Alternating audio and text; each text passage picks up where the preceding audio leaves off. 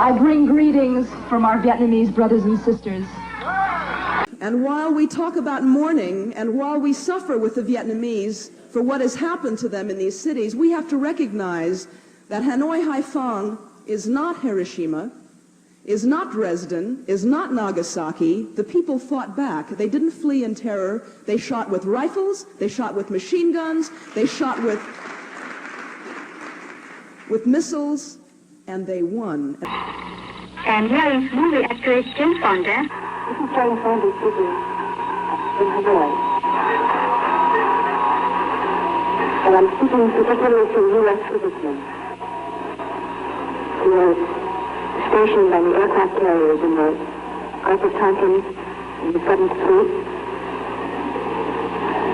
in the Anglican Corps in the south of Vietnam. We're very far away, perhaps, and removed from the country that we're being ordered to shoot shells at and bomb. And the use of these bombs, or the condoning the use of these bombs, makes one a war criminal. The men who are ordering you to use these weapons are war criminals. This is Jane Fonda in Hanoi, and I'm speaking to the men in the cockpits of the families, in the business cities, your S-boys, those of you who are still here fighting the war. All of you, in your heart of hearts, know the lies. You know the cheating on the body count, the falsified body reports, and the number of planes that are shot down, and what your targets really are. Knowing who is doing the lying, should you then allow these same people and same liars to decide for you who your enemy is? Shouldn't we then, shouldn't we all, examine the reasons that have been given to us to justify the murder that we are being paid to commit? If they told you the truth, you wouldn't fight, you wouldn't kill, so you were not born and brought up by your mothers to be killed. So you have been told lies so that it would be possible for you to kill. I have been accused of being a traitor. What is a traitor? What is being a patriot? I cried every day that I was in Vietnam, and I never cried for the Vietnamese. It's impossible to have pity for them. I cried for America. Now, in 3 months period, that means only 12 people a week were killed, considered enemies of the people. Compare this to what happens when B-52 bombers, strategic bombers, fly so high that they can't see the target they're bombing and level an entire city. This is what concerns me about America. They continued treating their American guests with humanity and hospitality. One day there was an air raid right close by, and there had a trench out back that they took me out and put me in. And every time that an airplane went over, there were several of them would stand around, they had big long bamboo sticks, and they would just beat the daylights out of me. You don't think they were brainwashed? I asked them if they were brainwashed, and they laughed, and they said, well, we read Time and Life and Newsweek and the New York Times, and they said, tell our families that we are being taken care of all right. Then once I got to the camp, they refused to give me medical treatment, saying that I was going to die in 4 hours if I didn't give them information. I just finally passed out. They paint, they teach each other classes. They were very strong, healthy, interested, intelligent men.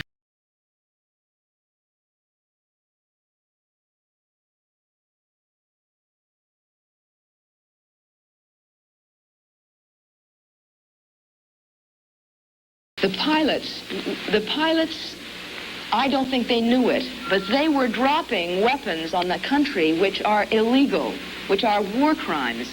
The fact that they are treated, given medical aid, given dental treatment, are alive and well, indicates that these people are humane. They are humane.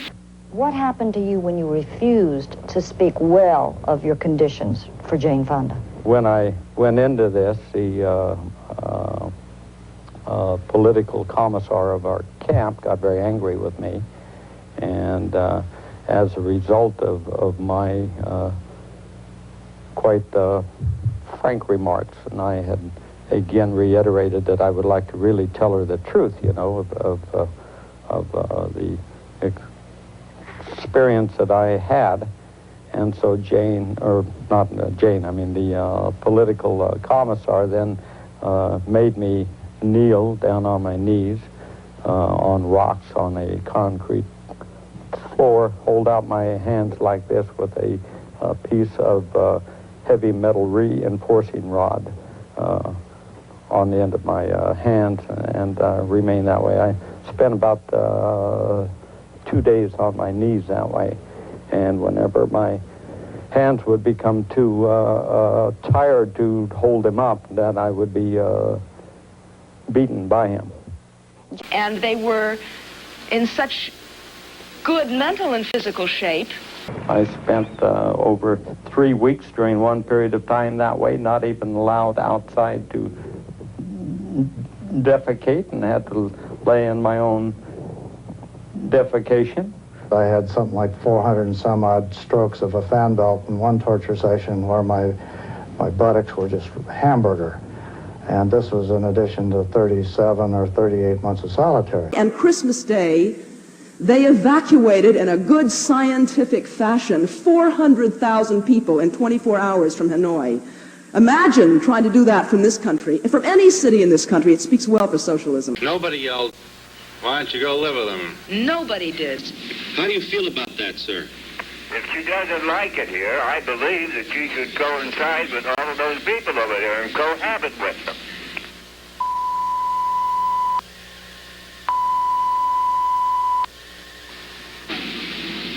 Oh, well, you have very nice manners. Well, that there's a lot of pressure put on the press. Do you know what happens to people? Like if I go on a show, or Dan Ellsberg, or if any of you got on the show and criticized Nixon, that program gets a call from the White House immediately. Now, you know, people who are earning their living, they get scared, they're frightened. Who controls the press? Who controls the newspaper? The fat cats again. The fat cats. So let me duck in here because you're in my ballpark now. I don't think it's fair. We do not get a call from the White House. That's what the press has told me. All right, that is not true. Okay, but it is not.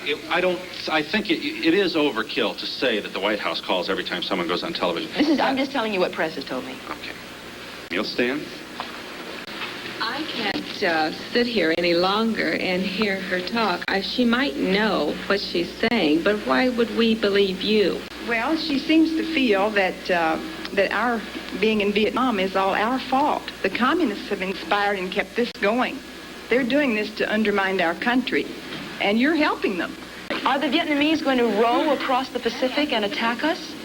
This is a small agrarian agricultural peasant society. Then you'll see how they work, and you're an agent of theirs. You're helping them. So you admire John Wayne in a way then, don't you? No, I disagree with John Wayne. Republic. I like the sound of the word. Means people can live free, talk free, go or come, buy or sell, be drunk or sober, however they choose. Some words give you a feeling. Republic is one of those words that makes me tight in the throat.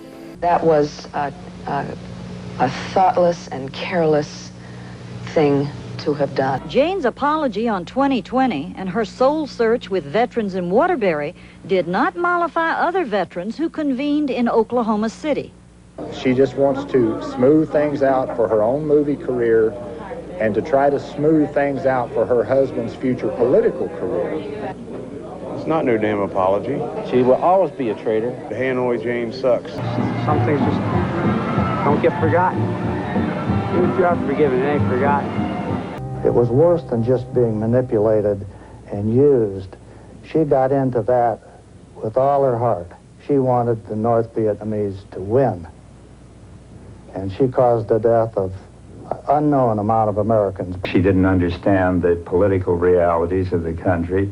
She didn't understand the anguish of the POWs and their families and their supporters. She didn't understand the sensitivities of being too outrageous in one's criticism of American forces once they're committed to battle. She did something totally immoral. She needs to go down in history for what she is, the traitor. Jane the traitor.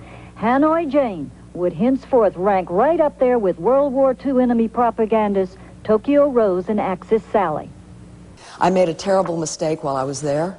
This group of soldiers sang me a song, and they asked me to sing them one, and I sang one, and we were all clapping and laughing, and someone kind of ushered me over and sat me down, and I didn't think what I was doing. I didn't think. And I was laughing, and there were a lot of journalists, and pictures were taken. And it wasn't until I stood up and started walking away that I realized, oh my God, this is going to look like I am shooting at American planes or that I'm against American soldiers. It was terrible, a terrible lapse of judgment to have allowed myself to be put in a situation where I looked like the enemy of the soldiers that I had been working with for years to try to help. The men who brought me into the anti-war movement. It was like a knife into my heart, and I will go to my grave regretting it.